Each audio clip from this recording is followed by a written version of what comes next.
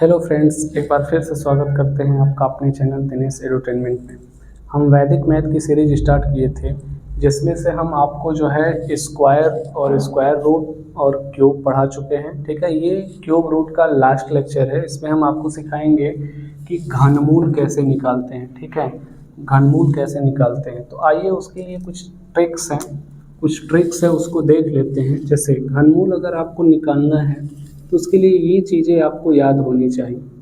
क्या याद होना चाहिए कि यदि जिस संख्या का हमें घनमूल निकालना है उस संख्या में यदि इकाई का अंक 1 दिया है तो घनमूल में इकाई का अंक हम क्या लिखेंगे, 1 लिखेंगे। यदि संख्या की इकाई का अंक 2 दिया है तो घनमूल में क्या लिखेंगे, तो 8 लिखेंगे। अगर 8 दिया रहेगा तो 2 लिखेंगे। ठीक है, अगर संख्या के इकाई का अंक 3 है तो घनमूल में इकाई का अंक क्या लिखेंगे, 7।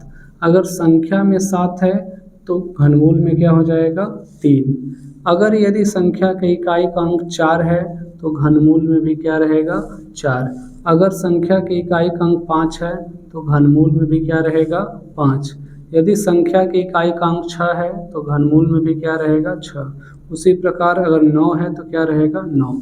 आइए इसका कुछ एग्जाम्पल देखते हैं। जैसे अगर हमें आ गया कि 4096, अगर आ गया कि इसका आप क्यूब रूट बताइए यानी घनमूल बताइए कि कितना होगा, तो हमें कुछ नहीं देखना, हमें देखना है कि इकाई का अंक कितना है। तो आप बोलेंगे कि इकाई का अंक कितना है, तो 6 है। तो इकाई का अंक यदि 6 रहे, अगर इकाई का अंक 6 रहे तो घनमूल में भी इकाई का अंक कितना होगा, तो 6 होगा। इतना करने के बाद चूंकि घनमूल में 3 का जोड़ा बनाते थे, इसलिए इसमें 3 अंक क्या करेंगे, छोड़ देंगे। 3 अंक क्या करेंगे, छोड़ देंगे। अब 3 अंक छोड़ने के बाद जो संख्या बच गया, क्या बचा, 4। अब देखेंगे कि इस 4 से पहले क्या कोई ऐसी संख्या है जो परफेक्ट क्यूब है, इससे कम। तो आप ऐसे याद करिएगा कि जैसे 1 का क्यूब 1, 2 का क्यूब 8, 3 का क्यूब ऐसे 3 3 के 9 3 27। तो यहाँ 4 से कम लेना है। तो 2 का क्यूब 8, 8 तो ज़्यादा है, तो 4 से कम कौन है, तो 4 से कम कौन है, 1 है। तो यहाँ पे क्या हो जाएगा, 1। यही आपका आंसर हो गया।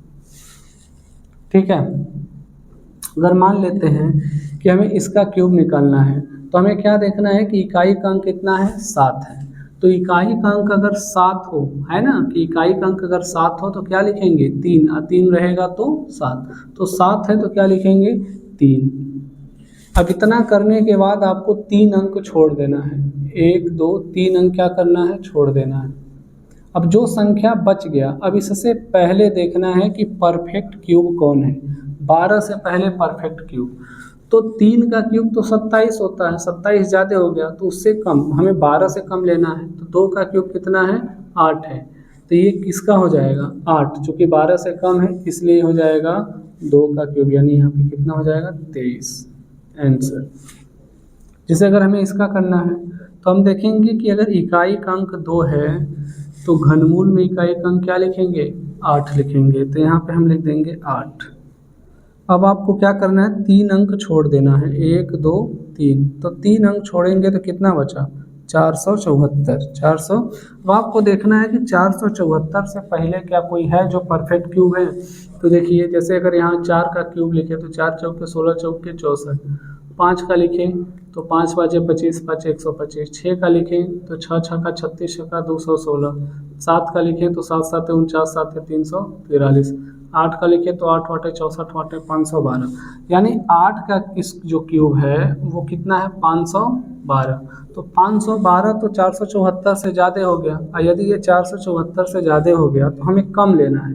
तो इससे कम कौन है, तो आप बोलेंगे 343। और 343 किसका क्यूब है, तो आप बोलेंगे 7 का। तो यानी हम इसके दर पे क्या लिख देंगे, 7। यही हमारा क्या हो गया, आंसर। इस प्रकार से क्यूब निकालते हैं। आइए कुछ और एग्जांपल देखते हैं। जैसे अगर हमें बोल दे कोई कि 1331 का आप क्यूब बताइए, तो 1331 का क्यूब क्या होगा, सिंपल सा है। तो देखिए इकाई का अंक कितना है, तो 1 है। अगर इकाई का अंक 1 हो तो घनमूल में भी क्या रहेगा, 1 रहेगा, तो हम 1 लिख देंगे। फिर आपका क्या है, 3 अंक छोड़ना है, 1 2 3। 3 अंक छोड़ने के बाद जो संख्या बच गया, अब इसमें देखेंगे कि परफेक्ट क्यूब, इस 1 से पहले परफेक्ट क्यूब कौन है, तो 1 से पहले कोई नहीं, 1 ही है, तो 1 किसका है, 1 का है, तो यहाँ क्या लिख देंगे इसके स्थान पे 1, यही क्या हो गया आंसर।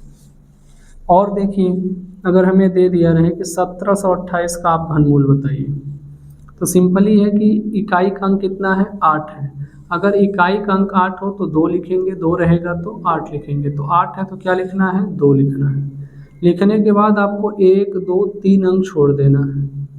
छोड़ने के बाद जो संख्या बच गया उससे पहले परफेक्ट क्यूब, तो उससे पहले परफेक्ट क्यूब क्या है, 1 है। 1 किसका क्यूब है, 1 का, तो यहाँ क्या लिख देंगे 1। इस प्रकार से जो है आपका ये भी आंसर हो जाएगा। ठीक है,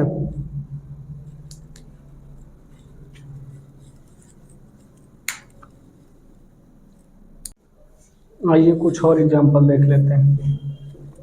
कुछ और एग्जांपल देख लेते हैं। जैसे क्या है, अगर क्यूब रूट निकालना हो गया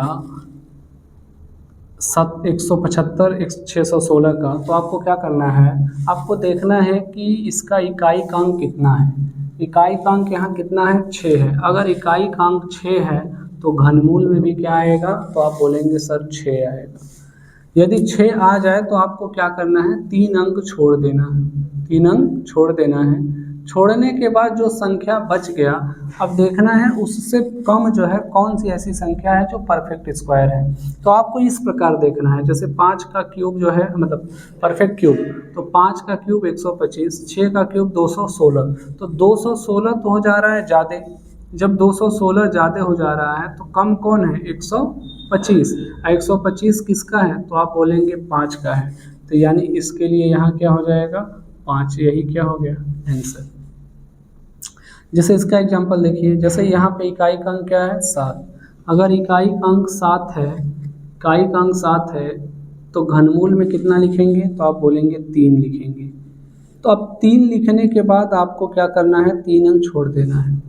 छोड़ने के बाद देखना है कितना बचा, 148। अब देखना है कि 148 से पहले क्या कोई परफेक्ट क्यूब है, तो आप देखेंगे 6 का क्यूब तो 216 ज़्यादा हो जाएगा, क्यूब इसलिए 148 से कम है, तो 125 किसका क्यूब है, तो बोलेंगे 5 का है, तो यहाँ पे 5, ये क्या हो गया आंसर। अगर हमें इसका करना हो तो यहाँ देखना है इकाई का अंक कितना है, 9 है। अगर इकाई का अंक 9 हो तो घनमूल में भी कितना रहेगा, 9 रहेगा, तो 9 लिख देंगे।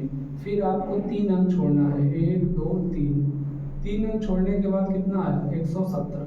अब देखना है क्या 117 से पहले कोई परफेक्ट क्यूब है, तो 5 का क्यूब तो 125 ज़्यादा हो जा रहा है, इससे पहले कौन है जो परफेक्ट क्यूब है, तो आप बोलेंगे 64 है। तो 64 किसका है, 4 का, तो यहाँ क्या लिख देंगे 4, यही क्या हो गया आंसर। और एग्जाम्पल देखते हैं, जैसे यहाँ है 7, तो 7 है इकाई का अंक, अगर इकाई का अंक 7 है तो घनमूल में कितना आएगा 3, तो हम यहाँ 7 के जगह पे क्या लिख देंगे 3। फिर उसके बाद आपका 1 2 3 अंक छोड़ेंगे तो कितना आया 389। अब 389 से पहले क्या कोई परफेक्ट क्यूब है, तो यहाँ 8 का क्यूब तो 512 ज़्यादा हो जा रहा है, 7 का क्यूब 343, 343 389 से कम है, यानी ये किसका क्यूब है 7 का, तो आप यहाँ लिख देंगे क्या 7, यही आपका आंसर हो गया। क्यूब निकालना सबसे आसान प्रक्रिया है, स्क्वायर रूट से आसान ही है, ठीक है। अब देखिए जैसे यहाँ पे क्या है 9 है, तो 9 है तो इकाई का अंक अगर 9 है तो घनमूल में भी क्या रहेगा 9 रहेगा। और फिर क्या करना है 3 अंक छोड़ देना है, 3 अंक छोड़ने के बाद कितना आया 24।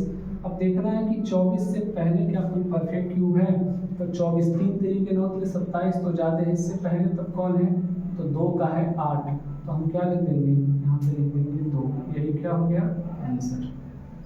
अब यहाँ देखना है कि अगर इकाई का अंक 2 है तो हमें घनमूल में कितना लिखना है 8, फिर हमें 3 अंक छोड़ देना है, जो बच गया उससे पहले वाला परफेक्ट क्यूब खोजना है। 110 से पहले, तो 125 तो ज़्यादा है, इससे पहले कौन है 64, तो हमें 64 तो किसका है 4 का, तो यहाँ क्या लिख देना है 4। इस प्रकार जो है हम परफेक्ट क्यूब निकाल लेते हैं किसी भी नंबर का। बस आपको क्या है, बशर्ते ये चीज़ें याद होनी चाहिए कि अगर संख्या में 1 है तो घनमूल में भी 1 होगा, ठीक है। यदि संख्या में 2 है तो घनमूल में 3 होगा, या मतलब सॉरी घनमूल में 8 होगा।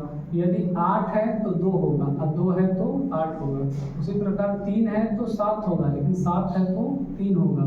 4 है तो 4 ही रहेगा, 5 है तो 5, 6 है तो 6, 9 है तो 9। यानी याद कहाँ करना है यहाँ पे कि 2 है तो 8 और 8 है तो 2, 3 है तो 7 और 7 है तो 3 याद होना चाहिए। प्लस उसके बाद आपको ये परफेक्ट क्यूब याद होना चाहिए। फिर आसानी से आप जो है किसी भी नंबर का आप क्यूब रूट निकाल सकते हैं। ठीक है, तो आज ये जो है स्क्वायर रूट क्यूब रूट का ये लास्ट लेक्चर है।